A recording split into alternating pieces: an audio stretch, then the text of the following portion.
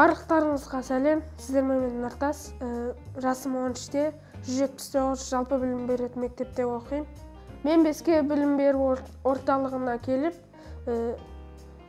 съемкаға түстім. Мен элитный школа, блогер қыз және де бизнесмен қыздарға түстім.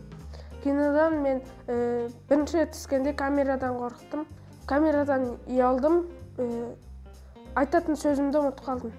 Киноға түскесін ұялмауды, камерадан қорықпауды білдім және де қорқынышымды жеңдім. Мен өз ойымда ашық айта алатын болдым. Себебі бізде съемка басталмас бұрын актерлік шеберліктен сабақ болды. Ол сабақта Тасболат ағай бізге берді. Съемка кезінде менің арманым орындалды. Киноға түскен маған өте қызық болды.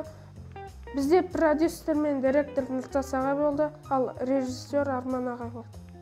Мысалы, ата-анам менің киноға түскеніне өте қуанышты болды. Киноға түскен соң мені мектебін тани бастады.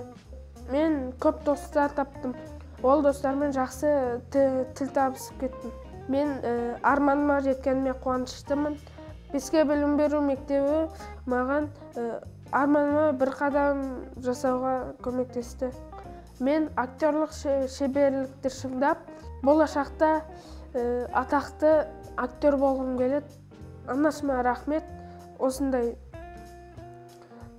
актерлікқа келгеніне.